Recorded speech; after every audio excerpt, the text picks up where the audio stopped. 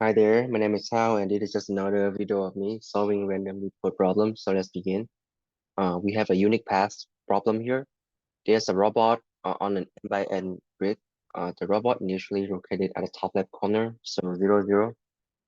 The robot tried to move to the bottom right, okay, which is the finish line, right? Yeah. So given the two integers m and n, return the number of possible unique paths that the robot can take to reach the bottom right. So um okay, let's see. The robot can only move either down or right at any point in time, right? So only down and right, cannot go up or left. So there's several paths I can see here. So this is one path, and this is a second path, right? This is another path, right? So on and so forth. Right, we can also go here, we can also go here, right? And they have like 28 here. So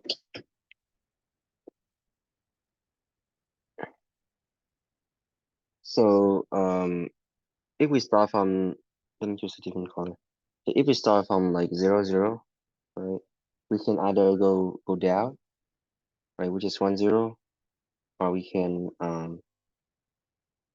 go to the right, so 0, 1, right. Similarly, we can, so the time complexity will be two paths, right, to the end, right, something like that. So let's see here. If we're gonna go to 2, 0, and this one is 1, 0, and 1, 1, right? If we continue, 3, 0 is invalid, and 2, 1 here, right? Because we only have 0, 1, and 2.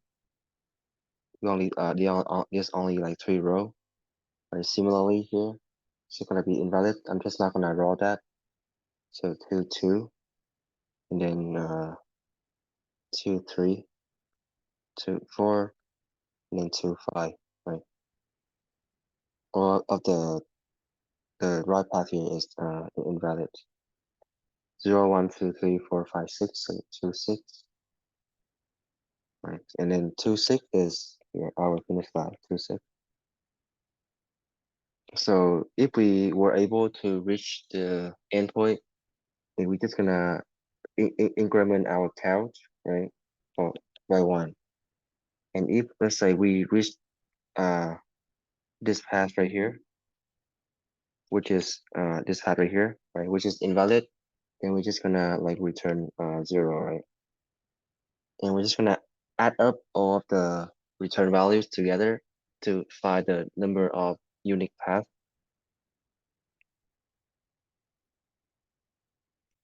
So we can use recursion for this. In our base case, we have two base case. So the first base case is when we are outbound, which is we reach an invalid node. So we can just go ahead and return 0. Then the second base case is when we found the target, and then we need to return 1 to increment our count. Okay. So there's nothing wrong with this, but it will be very slow. So the depth of our recursion is uh, approximately n, right? So the time complexity will be O2 to the n. So it would be, would take a lot of time because, so why is it 2 to the n? Because if you look at let's look at another path here. So if you look at the 1, 1, we're gonna have 2, 1, and 1, 2, right? And then 3, 1 is invalid, so I'm not gonna roll it. 2, 2, and then 2, 3, 2, 4, 2, 5, 2, 6, right? So similarly here, we're gonna have 2, 2, 2, and then 1, 3, right? 1, 4,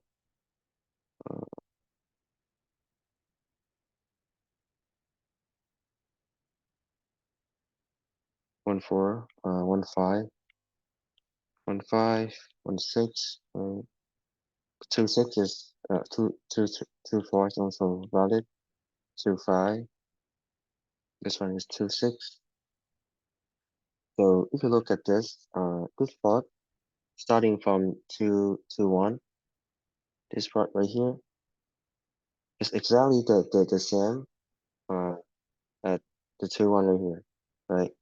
So we're gonna have like a duplicated subtree, and that's gonna slow us down. So we can use dynamic programming for improving the time complexity. So let's say we are using depth first search, right?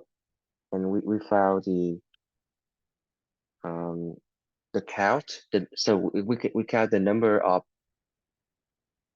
unique paths at n equal to 2 and n equal to 1 is equal to 2 to 1, right?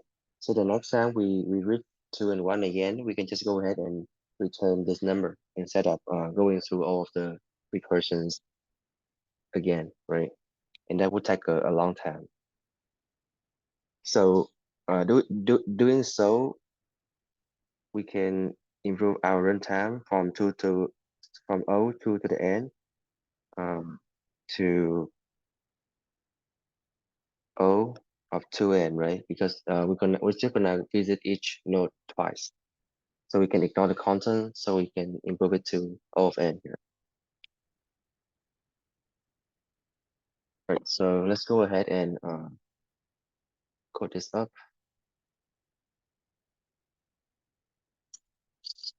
Okay, so we're gonna do a DFS starting at 0 and 0, right? We can return it. So on DFS row and column.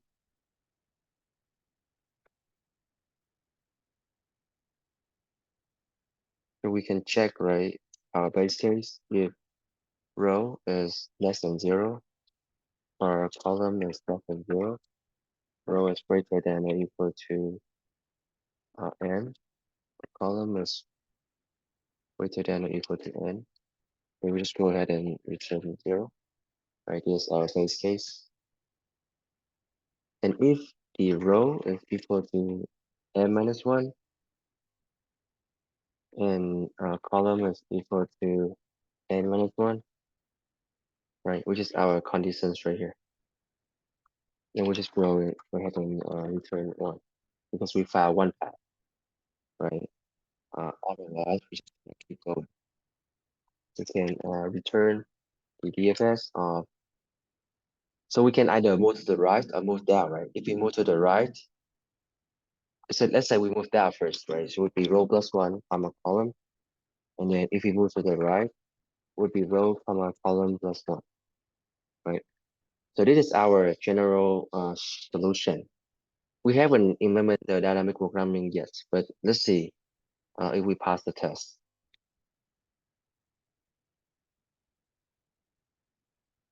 So if the input is very large, we have a time limit exceeded here. So let's try the dynamic programming solution. So we can create a key, right? The key can be a combination of the row and a column. So row, comma, column here, right? And except the base case, right? If we tell the key is in the DP, then we will just return DP of key, right? Otherwise, we want to save it here, and then return it at the end. DP of key.